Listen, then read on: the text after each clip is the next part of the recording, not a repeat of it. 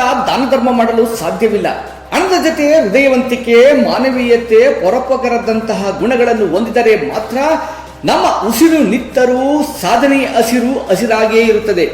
ನಮಸ್ಕಾರ ಪ್ರಿಯ ವೀಕ್ಷಕರೇ, ಸಂಗ್ರಾಮ ಟಿವಿಗೆ ಸ್ವಾಗತ. ನಾನು ನಿಮ್ಮ ರಮೇಶ್ ಅಕ್ಕೂರ್. ತಾನು ವಿದ್ಯಾಭ್ಯಾಸ ಮಾಡಿದ ಚೊಪ್ಪಡಿ ಶಾಲೆ ನನ್ನೂರಿನ ನನ್ನವರ ಮಕ್ಕಳ ಶಾಲೆ. ತನ್ನ ತಂದೆ ತಾಯಿ ಹೆಸರಿನಲ್ಲಿ ಸುಸಜ್ಜಿತ ಉಚಿತ ಬೃಹತ್ ವಿದ್ಯಾಲಯ ನಿರ್ಮಿಸಿರುವ ಸಾಧಕನ ಸಾಧನೆಯ ಬಗ್ಗೆ ತಿಳಿಯೋಣ ಬನ್ನಿ. ಬೆಂಗಳೂರು ದಕ್ಷಿಣ ಜಿಲ್ಲೆಯ ವಿಶ್ವವಿಖ್ಯಾತ ಬೊಮ್ಮನಗಿರಿಯ ಚನ್ನಪಣ್ಣ ತಾಲೂಕಿನ ಒಂದು ಗ್ರಾಮದ ರೈತ ದಂಪತಿಗಳ ದಿವಂಗತ ಚೆನ್ನಮ್ಮ ಮಂಚೇಗೌಡರ ಸುಪುತ್ರ ಡಾಕ್ಟರ್ ಎಚ್.ಎಂ. ವೆಂಕಟಪ್ಪರವರು ತನ್ನೂರಿಗೆ ನೀಡಿರುವ ಕೊಡುಗೆ ರಾಜ್ಯಕ್ಕೆ ಮಾದರಿ ಸಂದೇಶ ಎಂದು ಹೇಳುವುದಕ್ಕೆ ಹೆಮ್ಮೆಯಾಗುತ್ತದೆ. ತನ್ನ ದುಡಿಮೆಯ ಬರೋಬ್ಬರಿ 14 ಕೋಟಿ ಹಣದಲ್ಲಿ ಬೃಹತ್ ವಿದ್ಯಾಲಯ ಕಟ್ಟಡವನ್ನು ತಂದೆ ತಾಯಿ ಚೆನ್ನಮ್ಮ ಮಂಚೇಗೌಡ ಹೆಸರಿನಲ್ಲಿ ನಿರ್ಮಾಣ ಮಾಡಿ ಲೋಕಾರ್ಪಣೆಗೆ ಸಜ್ಜುಗೊಳಿಸಿದ್ದಾರೆ. ತನ್ನೂರು, ತನ್ನ ತಾಲೂಕು, ತನ್ನವರು ಎಂಬುದರ ಬಗ್ಗೆ ಅಭಿಮಾನ ಅನಾವರಣ ಮಾಡುವ ಡಾಕ್ಟರ್ ಎಚ್.ಎಂ. ವೆಂಕಟಪ್ಪರವರು ತಾಲೂಕಿನ ಜೀವನಾಡಿ ಕಣ್ವ ನದಿ ಹೆಸರಿನಲ್ಲಿ ಕಣ್ವ ಫೌಂಡೇಶನ್ ಸ್ಥಾಪಿಸಿ ಅದರಡಿಯಲ್ಲಿ ಕಣ್ವ ನದಿ ಹರಿದಂತೆ ಕಣ್ವ ಡಯಾಗ್ನೋಸ್ಟಿಕ್ ಸೆಂಟರ್, ಕಣ್ವ ಆಸ್ಪತ್ರೆ ಅಂತಹ ಸಾಲು ಸಾಲು ಜನಸೇವಾ ಸಂಸ್ಥೆಗಳನ್ನು ಹುಟ್ಟುಹಾಕಿದ್ದಾರೆ. ಜಿಲ್ಲೆಯ ಜನರ ನಾಡಿಮಿಡಿತ ಸಂಗ್ರಾಮ ಟಿವಿ ಜೊತೆ ಮಾತನಾಡಿದ ಶಿಕ್ಷಣ ಹಾಗೂ ಆರೋಗ್ಯದಾತ ಡಾಕ್ಟರ್ ಎಚ್.ಎಂ. ವೆಂಕಟಪ್ಪರವರು ಬಡವರ ಮಕ್ಕಳ ಕೈಗೆಟುಕುವ ರೀತಿಯಲ್ಲಿ ಖಾಸಗಿ ಶಾಲೆಗಳು ವ್ಯಾಪಾರೀಕರಣವಾಗಿವೆ. ಗ್ರಾಮೀಣ ಪ್ರದೇಶದ ಮಧ್ಯಮ ಬಡ ವರ್ಗದ ಮಕ್ಕಳಿಗೆ ಶೈಕ್ಷಣಿಕ ಗುಣಮಟ್ಟ ವೃದ್ಧಿಸಲು ಒಂದೇ ಸೂರಿನಡಿ ಅಂದರೆ 1ರಿಂದ PUC ವರೆಗೂ ಶಿಕ್ಷಣವನ್ನು ನೀಡಲು ಕರ್ನಾಟಕ ಸರ್ಕಾರದ ಸಹಭಾಗಿತ್ವದಲ್ಲಿ ನಿರ್ಮಾಣಗೊಂಡಿರುವ ಕೌನ ಫೌಂಡೇಶನ್ನ ಶ್ರೀ ಚೆನ್ನಮ್ಮ ಮಂಚೇಗೌಡ ಕರ್ನಾಟಕ ಪಬ್ಲಿಕ್ ಶಾಲೆಯ ಸದ್ಬಳಕೆ ತಾಲೂಕಿನ ಜನರು ಪಡೆದುಕೊಳ್ಳಬೇಕೆಂದರು. ಇದೇ ಸಂದರ್ಭದಲ್ಲಿ ಅವರ ಪುತ್ರಿ ಡಾಕ್ಟರ್ ವಸಂದ್ರ ತನ್ನ ತಂದೆ ಮಾಡುತ್ತಿರುವ ಸೇವೆ ಬಗ್ಗೆ ನಮ್ಮ ಕುಟುಂಬಕ್ಕೆ ಹೆಮ್ಮೆಯಾಗುತ್ತಿದೆ. ಪ್ರತಿಯೊಬ್ಬ ಮಕ್ಕಳಿಗೂ ಅಗತ್ಯವಾಗಿರುವುದು ಆರೋಗ್ಯ ಹಾಗೂ ಶಿಕ್ಷಣ ಎಂಬುದನ್ನು ಮನಗಂಡು ಶಾಲೆ ನಿರ್ಮಿಸಲಾಗಿದೆ. ಇದರ ಉಪಯೋಗ ಈ ಭಾಗದ ವಿದ್ಯಾರ್ಥಿಗಳಿಗೆ ತಲುಪಬೇಕು ಎಂದು ತಂದೆಯ ಕನಸು ನನಸಾಗಿರುವುದರ ಬಗ್ಗೆ ಮೆಚ್ಚುಗೆ ವ್ಯಕ್ತಪಡಿಸಿದರು. ನಾನು ಈ ಶಾಲೆ ವಿದ್ಯಾರ್ಥಿ 1ನೇ ಕ್ಲಾಸಿಂದ 8ನೇ ಕ್ಲಾಸ್ವರೆಗೆ. ಆವಾಗೆಲ್ಲ ನಮಗೆ ಒಳ್ಳೆ ಶಿಕ್ಷಕರಿದ್ದರು. ಅಂಥ ಶಿಕ್ಷಕರು ಇದ್ರಿಂದ ನಾವು ಒಬ್ಬ ಸಾಮಾನ್ಯ ರೈತ ಕುಟುಂಬದಿಂದ ಒಬ್ಬ ವೈದ್ಯನ ಆದಮೇಲೆ ಒಂದು ಒಳ್ಳೆ ಸಮಾಜಕ್ಕೆ ಒಂದು ಒಳ್ಳೆ ಸರ್ವಿಸ್ ಮಾಡುವಂಥ ಶಕ್ತಿ ಆಗೇನು ಡಿಸಿಪ್ಲಿನ್ ಕಲ್ತ್ವಿ ಆ ಡಿಸಿಪ್ಲಿನಿಂದ ಬಂದಿದೆ. ಇದು ನಮ್ಮೂರು ಸ್ಕೂಲು ತುಂಬ ಶಿಥಿಲವಾಗಿತ್ತು. ಮಳೆ ಬಂದರೆ ನೀರು ಸೋರುತ್ತೆ ಇದನ್ನು ಅಂತ ನಾನು ಈ ಶಿಕ್ಷಕರೆಲ್ಲ ನಾನು ಊರಿಗೆ ಬಂದಾಗೆಲ್ಲ ಇದರ ರಿನೋವೇಷನ್ ಮಾಡಿಸಿ ಅಂತ ಹೇಳ್ತಿದ್ರು. ಆಗಿನ ಹಿಂದಿನ ಶಿಕ್ಷಣ ಮಂತ್ರಿಗಳಾದ ಸುರೇಶ್ ಕುಮಾರ್ ಅವರಿಗೆ ನಾನು ಒಂದು ಸಾರಿ ತಿಳಿಸಿದೆ, ಈ ಥರ ರಿನೋವೇಷನ್ ಮಾಡ್ಬೇಕಂತಾರೆ, ಏನು ಮಾಡೋದು ಹೇಗೆ ಮಾಡೋದು ಅಂತ. ಅವರೊಂದು ಸರಿ ನಾನೇ ಬರ್ತೀನಿ ಅಂತ ಬಂದು ನೋಡಿ ಇದು ಕರ್ನಾಟಕ ಪಬ್ಲಿಕ್ ಸ್ಕೂಲ್ ಸಿಸ್ಟಮ್ ಅಂತ ಇದೆ, ಈ ಇನ್ಫ್ರಾಸ್ಟ್ರಕ್ಚರ್ ಸಾಲಲ್ಲ, ನೀವು ಮಾಡೋದಿದ್ರೆ ಅದನ್ನು ಮಾಡಿದ್ರೆ ಮಕ್ಳಿಗೆ ತುಂಬ ಅನುಕೂಲ ಆಗುತ್ತೆ ಅಂದರು. ಅದು ನನ್ನ ಮನಸ್ಸಿಗೆ ಹೋಯಿತು. ಆಮೇಲೆ ಈ ಪ್ರಾಜೆಕ್ಟನ್ನು KG 1ನಿಂದ 12th ಸ್ಟ್ಯಾಂಡರ್ಡ್ವರೆಗಿದೆ, ಈ ಪ್ರಾಜೆಕ್ಟನ್ನು ತೊಗೋಬೇಕು ಅಂತ ನಿರ್ಧಾರ ಮಾಡಿ ಆಮೇಲೆ ನಮ್ಮ ಮನೆಯಲ್ಲಿ ನಮ್ಮ ಮಕ್ಕಳು ಎಲ್ಲರನ್ನೂ ಕೇಳಿದಾಗ ಮಾಡ್ಬೋದು ಮಾಡಿ ಅಂತ ಹೇಳಿದ್ರು.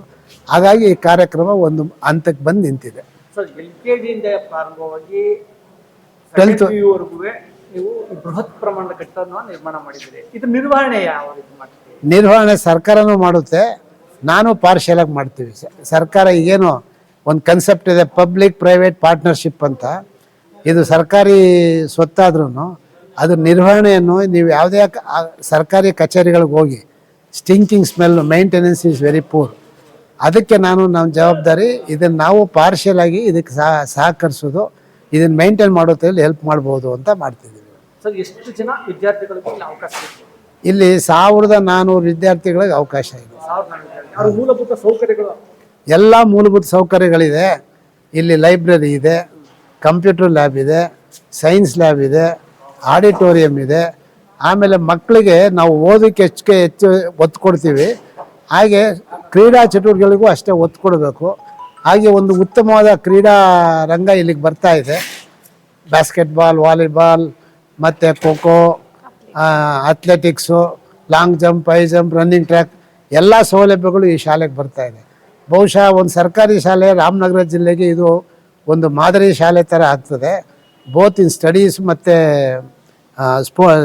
ಕ್ರೀಡಾ ಚಟುವಟಿಕೆಗಳಲ್ಲಿ. ಈ ಸುತ್ತಮುತ್ತ ಇರೋ ಗ್ರಾಮದ ಎಲ್ಲ ಮಕ್ಕಳುಗಳಿಗೆ ಇದು ಅನುಕೂಲ ಆಗ್ತದೆ. ಒಟ್ಟಾರೆ ರಾಜ್ಯದಲ್ಲೇ ಮಾದರಿ ಶಾಲೆ. ರಾಜ್ಯದಲ್ಲೇ ಜಿಲ್ಲೆ ಅಂತ ಹೇಳ್ತಿದ್ರಿ, ನಾವು ಜಿಲ್ಲೆ ಅಂತ ಹೇಳೋದು ರಾಜ್ಯದಲ್ಲೇ ಮಾದರಿ ಶಾಲೆ, ಸರ್ಕಾರಿ ಮಾದರಿ ಶಾಲೆ. ಸರ್ಕಾರದಿಂದ ಏನಾದ್ರು ಈ ಒಂದು ಒಂದು ಕಟ್ಟಡಕ್ಕೆ ಏನಾದ್ರು ಈ ಕಟ್ಟಡಕ್ಕೆ ಇಲ್ಲಿವರೆಗೂ ಸರ್ಕಾರದಿಂದ ಯಾವುದೇ ಸಹಾಯ ಇಲ್ಲ. ಈಗ ನಮ್ಗೆ ಸಂತೋಷ ಏನಪ್ಪ ಅಂದರೆ ಇದೆಲ್ಲ ಮಾಡಿದ್ದೀವಿ, ಸರ್ಕಾರ ಇದನ್ನು ತುಂಬ ಚೆನ್ನಾಗಿ ನಡೆಸ್ಕೊಂಡು ಹೋದರೆ, ಸಿಬ್ಬಂದಿ ಒಳ್ಳೆ ಶಿಕ್ಷಕರು ಒಳ್ಳೆ ಟೆಕ್ನಿಷಿಯನ್ಸ್ನೆಲ್ಲ ಹಾಕಿ ನಡೆಸ್ಕೊಂಡು ಹೋದರೆ ಅದೇ ಒಂದು ದೊಡ್ಡ ಸಂತೋಷ ನಮಗೆ. ಸರ್, ಪ್ರಸಕ್ತ ದಿನಗಳಲ್ಲಿ ಈ ಗ್ರಾಮೀಣ ಸರ್ಕಾರಿ ಶಾಲೆಗಳು ಮುಚ್ಚುವಂತ ಪರಿಸ್ಥಿತಿ ಆಗುತ್ತೆ. ಏನು ಕಾರಣ ಅಂತಂದ್ರೆ 5 ಜನ ವಿದ್ಯಾರ್ಥಿಗಳು, 10 ಜನ ವಿದ್ಯಾರ್ಥಿಗಳು, ಒಬ್ಬರು ಶಿಕ್ಷಕರು, 3 ಜನ ಶಿಕ್ಷಕರು, 20 ವಿದ್ಯಾರ್ಥಿಗಳು, 10 ವಿದ್ಯಾರ್ಥಿಗಳು ಅಂತ ಆಗಿದ್ದಾರೆ. ಈ ದೊಡ್ಡ ಪ್ರಮಾಣದ ಕಟ್ಟಡಕ್ಕೆ ವಿದ್ಯಾರ್ಥಿಗಳು ಬರ್ತಾರಾ? ಈಗ ನಾವೆಲ್ಲ ಓದಿದ್ದು ಸರ್ಕಾರಿ ಶಾಲೆ, ಮಿಡ್ಲ್ ಸ್ಕೂಲ್ ಸರ್ಕಾರಿ ಶಾಲೆ, ಹೈಸ್ಕೂಲ್ ಸರ್ಕಾರಿ college, PUC government college, MBBS government medical college.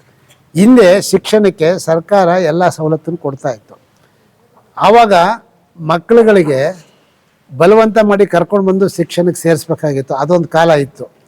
ಈಗ ಒಬ್ಬ ಸಾಮಾನ್ಯ ಕೂಲಿ ಕಾರ್ಮಿಕನಿಗೂ ನನ್ನ ಮಕ್ಕಳಿಗೆ ಒಳ್ಳೆ ಶಿಕ್ಷಣ ಕೊಡಬೇಕು ಅಂತ ಒಂದು ಆಸೆ ಇದೆ. ಹಾಗೆ ಶಿಕ್ಷಣ ಸೌಲಭ್ಯಗಳನ್ನ ಸರ್ಕಾರ ಅದೇ ಸ್ಪೀಡಲ್ಲಿ ಹೆಚ್ಚುವರಿ ಮಾಡಿದರೆ ಇದಾಗೋದಿಲ್ಲ, ತೊಂದರೆ ಆಗ್ತಿರ್ಲಿಲ್ಲ. ಈಗೇನಾಗ್ತಾಯಿದೆ, ಆ ಸ್ಪೀಡ್ಗೆ ಕೋಪಪ್ ಆಗ್ತಾಯಿಲ್ಲ. ಹಾಗಾಗಿ ಪ್ರೈವೇಟ್ ಶಾಲೆಗಳು ತುಂಬ ಜಾಸ್ತಿ ಬಂದಿವೆ.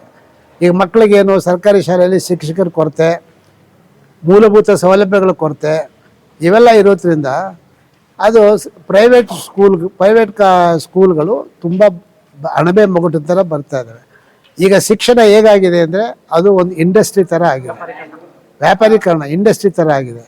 ಸರ್ಕಾರ ಈ ಎಲ್ಲ ಸೌಲಭ್ಯಗಳು ಬಳಸ್ಕೊಂಡು ಇಂಥ ಸೌಲಭ್ಯಗಳನ್ನ ಏರ್ಪಡಿಸಿದ್ರೆ ಸರ್ಕಾರಿ ಶಾಲೆಗಳಲ್ಲಿ ವಿದ್ಯಾರ್ಥಿಗಳ ಸಂಖ್ಯೆ ಕಡಿಮೆ ಆಗೋದಕ್ಕೆ ಸಾಧ್ಯವೇ ಇಲ್ಲ. ವಿದ್ಯಾರ್ಥಿಗಳ ಸಂಖ್ಯೆ ಸರ್ಕಾರಿ ಶಾಲೆಯಲ್ಲೂ ಬರುತ್ತೆ. ಏನು ಮೂಲಭೂತವಾಗಿ ಒಳ್ಳೆಯ ಶಿಕ್ಷಕರು, ಮೂಲಭೂತ ಸೌಲಭ್ಯಗಳು ಇವೆರಡನ್ನ ಅಳವಡಿಸಿದ್ರೆ ಯಾವುದೇ ಇದಕ್ಕೆ ಶಾಲೆಗಳಿಗೆ, ಪ್ರೈವೇಟ್ ಶಾಲೆಗಳಿಗಿಂತ ಕಡಿಮೆ ಇಲ್ಲ. ಇದು ನಾವು ಬೆಂಗಳೂರಿನಲ್ಲಿ 1 ಲಕ್ಷ ಒಂದು ಮಗುಗೆ ಚಾರ್ಜ್ ಮಾಡ್ತಾರೆ ಅಂತ ಪ್ರೈವೇಟ್ ಸ್ಕೂಲ್ ಅಂತದನ್ನು ಅಂಥ ಸೌಲಭ್ಯಗಳನ್ನ ಇಲ್ಲಿ ಅಳವಡಿಸಿದೆ. ಸರ್, ಇದು ಸಂಬಂಧಪಟ್ಟಂತ ವಿದ್ಯಾರ್ಥಿಗಳಿಗಿನ ಪ್ರವೇಶ ಯಾವ್ದಾದ್ರು ಶುಲ್ಕಗಳೇನಾದ್ರು ನಿಗದಿ ಮಾಡಿದ್ದೀರಾ? ಶುಲ್ಕ ಇಲ್ಲ, ಸರ್ಕಾರಿ ಶಾಲೆಯಲ್ಲಿ ಶುಲ್ಕ ಇರುವುದಿಲ್ಲ. ಫ್ರೀ ಎಜುಕೇಷನ್, ಉಚಿತ ಶಿಕ್ಷಣ. ಜಿಲ್ಲೆಯ ಜನರಿಗೆ ನೀವು ಪೋಷಕರಿಗೆ, ವಿದ್ಯಾರ್ಥಿಗಳ ಪೋಷಕರಿಗೆ ಕೊಡುವ ಕರೆ ಏನು, ಸಂದೇಶ? ಈಗ ಸಮಾಜದಲ್ಲಿ ಶಿಕ್ಷಣ ಮತ್ತು ಆರೋಗ್ಯ ಇವೆರಡು ಮುಖ್ಯವಾದದ್ದು. ಆರೋಗ್ಯ ಚೆನ್ನಾಗಿದ್ರೆ ವ್ಯಕ್ತಿ ಶಕ್ತಿಯುತವಾಗಿರ್ತಾರೆ, ಅವ್ರ ಕೆಲಸ ನಿರ್ವಹಣೆಯಲ್ಲಿ ಮಾಡ್ತಾರೆ. ಶಿಕ್ಷಣ ಚೆನ್ನಾಗಿ ಸಿಕ್ಕಿದ್ರೆ ಸಮಾಜದಲ್ಲಿ ಒಳ್ಳೆ ವ್ಯಕ್ತಿಗಳಾಗಿ ಬೆಳೆದ್ರೆ, ಈಗ ಸಾಮಾನ್ಯವಾಗಿ ಏನಾಗ್ತದೆ, ನಾವು ಸಮಾಜದಲ್ಲಿ ಮೌಲ್ಯಗಳೆಲ್ಲ ಕಡಿಮೆ ಆಗ್ತಾ ಇದ್ದಾವೆ. ಉತ್ತಮ ಮೌಲ್ಯಗಳನ್ನ ಇರುವಂಥ ಮಕ್ಕಳನ್ನ ಬೆಳೆಸಿದ್ರೆ ಸಮಾಜನೂ ಕೂಡ ಸುಸ್ಥಿತವಾಗಿರ್ತದೆ. ಹಾಗಾಗಿ ತಂದೆ ತಾಯಿಗಳಿಗೆ ಎಲ್ರಿಗೂ ಶಿಕ್ಷಣಕ್ಕೆ ಒತ್ತು ಕೊಡಬೇಕು. ಶಿಕ್ಷಣಕ್ಕೆ ಒತ್ತೇ ಕೊಡೋದಲ್ಲ, ಸಮಾಜದಲ್ಲಿ ಶಿಕ್ಷಣ ಮಕ್ಕಳು ಮೌಲ್ಯಗಳನ್ನ ಬೆಳೆಸ್ಕೋಬೇಕು. ಈಗ ನಾವೇನು ನೋಡ್ತಾ ಇದ್ದೀವಿ ಸಮಾಜದಲ್ಲಿ, ಆ ಮೌಲ್ಯಗಳೆಲ್ಲ ಕಡಿಮೆ ಆಗ್ತಾ ಇದೆ. ಜನಗಳಿಗೆ ಅತಿಯಾದ ಆಸೆ, ದುರಾಸೆ, ಆಮೇಲೆ ಏನೇನೋ ಪ್ರಲೋಭಗಳಿರ್ತವೆ. ಅಂಥವನ್ನೆಲ್ಲ ಮಕ್ಕಳಿಗೆ ಚಿಕ್ಕ ವಯಸ್ಸಿನಲ್ಲೇ ಇವೆಲ್ಲ ಮಕ್ಕಳಿಗೆ ಹೇಳಿದರೆ ಅವರು ಉತ್ತಮ ಪ್ರಜೆಗಳಾಗಿ ಬೆಳೀತಾರೆ ಅಂತ ಹೇಳಿ ನನ್ನ ಭಾವನೆ. ತಾವು ಹೇಳುವ ರೀತಿಯಲ್ಲಿ ಶಿಕ್ಷಣಕ್ಕೆ ಪಠ್ಯೇತರ ಶಿಕ್ಷಣ ಅಂತಾರೆ, ಮಾನವೀಯ ಮೌಲ್ಯಗಳು ಅಂದ್ರೆ ಇಲ್ಲಿ ಬರಕ್ಕಾಗಲ್ಲ ಸರ್. ನೀವು ಬೇರೆ ರೀತಿಯಲ್ಲಿ ಶಿಕ್ಷಣ ಕೊಡ್ಬೇಕು ಅದನ್ನ, ಮಾನವೀಯ ಮೌಲ್ಯಗಳು, ಈಗ ಅವೆಲ್ಲ ಹೇಳಲು. ಈಗ ನಾನು ಉದಾಹರಣೆಗೆ ಹೇಳೋದಾದ್ರೆ, ನನಗೆ 2ನೇ ಕ್ಲಾಸಿಂದ 8ನೇ ಕ್ಲಾಸ್ವರೆಗೆ ಭಾರಿ ಶಿಸ್ತಿನ ಸಿಪಾಯಿ ಇದ್ದಂಥ ಹೆಡ್ ಮಾಸ್ಟರ್ ಇದ್ದರು. ಅವ್ರೇನು ಹೇಳ್ಕೊಟ್ರು ನಮಗೆ ಅದನ್ನೆಲ್ಲ ಅಳವಡಿಸ್ಕೊಳ್ಳೋದ್ರಿಂದ ನಾವು ಈ ರೀತಿ ಒಂದು ಮೇಲಕ್ಕೆ ಬಂದಿರ್ಬೋದು ಅಂತ ನನ್ನ ಅಭಿಲಾಷೆ. ಮನುಷ್ಯನಿಗೆ ಏನಪ್ಪ ಜೀವನದಲ್ಲಿ ಹಾರ್ಡ್ ವರ್ಕಿಂಗ್ ಇರಬೇಕು, ಜೀವನದಲ್ಲಿ ಮೌಲ್ಯಗಳಿರಬೇಕು, ಆಮೇಲೆ ನೀತಿ ಇರಬೇಕು. ಆ ಥರ ಇದ್ದು ಸಮಾಜದಲ್ಲಿ ಬೆಳೆದ್ರೆ ಎಲ್ಲರೂ ಒಳ್ಳೆಯವರಾಗ್ತಾರೆ. ಒಳ್ಳೆ ಕೆಲಸ ಮಾಡೋದು, ಥಿಂಕ್ ಗುಡ್ ಡೂ ಗುಡ್ ಅಂತ ಹೇಳ್ತೀವಿ. ಹಾಗೆ ಸಮಾಜಕ್ಕೆ ಬರೀ ನಾವು ಒಬ್ಬರೇ ಅಲ್ಲ, ಈಗ ಸಮಾಜದಲ್ಲಿ ಎಷ್ಟೋ ಜನಗಳಿಗೆ ಶಕ್ತಿ ಇರ್ತದೆ, ಕೆಲವ್ರಿಗೆ ಶಕ್ತಿ ಇರೋದಿಲ್ಲ. ಆ ಶಕ್ತಿವಂತರು ಮೌಲ್ಯಯುತವಾಗಿ ಸಮಾಜಕ್ಕೆ ಮಾಡಿದಾಗ ಸಮಾಜದಲ್ಲಿ ಉತ್ತಮ ಬೆಳವಣಿಗೆ ಆಗ್ತದೆ ಅಂತ ಹೇಳಿ ನನ್ನ ಆಸೆ. ಸ್ಕೂಲ್ ಮಾಡ್ತೀವಿ ಅಂತ ಹೇಳಿದಾಗ ನಮ್ಮ ತಾಯಿ, ನಮ್ಮ ತಮ್ಮ ಎಲ್ಲರೂ ಇದಕ್ಕೆ ತುಂಬಾ ಸಪೋರ್ಟ್ ಮಾಡಿದ್ರು. ಅವ್ರು ಇದನ್ನ ಅವರ ತನು, ಮನ, ಧನ ಎಲ್ಲ ಸಮರ್ಪಿಸಿ ತುಂಬಾ ಶ್ರದ್ಧೆಯಿಂದ ನಮ್ಮ ತಂದೆಯವರು ಇದು ಮಾಡ್ತಿದ್ದಾರೆ. ಅವ್ರು ಯಾವಾಗ್ಲೂ ಶಿಕ್ಷಣ ಮತ್ತೆ ಆರೋಗ್ಯ ಇವೆರಡಕ್ಕೂ ತುಂಬಾ ಒತ್ತು ಕೊಟ್ಟಿದ್ದಾರೆ. ನಮಗೂ ಅವರೆಲ್ಲ ನಮ್ಮ ತಂದೆ ತಾಯಿ, ನಮ್ಮ ಅಜ್ಜಿ ತಾತ ಎಲ್ಲರೂ ಒಂದು ಜೀವನದಲ್ಲಿ ನೀತಿ, ಮೌಲ್ಯ ಅದೆಲ್ಲ ಹೇಳ್ಕೊಟ್ಟು ನಮ್ಮನ್ನ ಬೆಳೆಸಿದ್ದಾರೆ.